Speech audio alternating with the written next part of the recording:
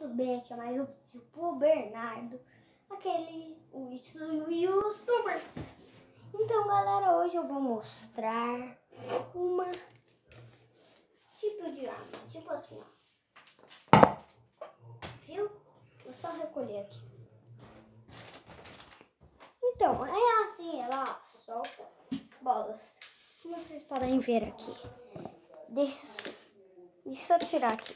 Já volto, galera. Voltei aqui, galera, porque demorou um pouquinho, mas... Então, aqui é a arma, né? Mas não tá com nada. Então, não tá com nada, vocês podem ver. Porque dá pra ver nesse caninho aqui. Ó, tentam ver. Tô vendo? Estão vendo, galera? Ó. Tá brilhando, né?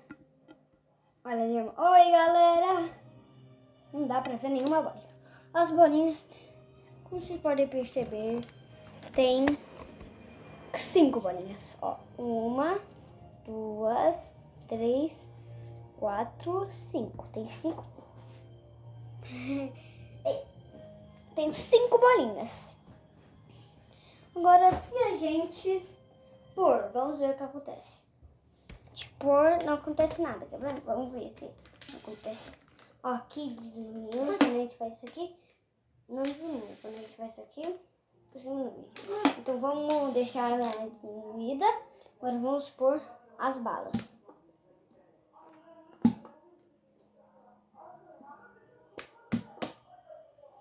Então, agora vamos atirar.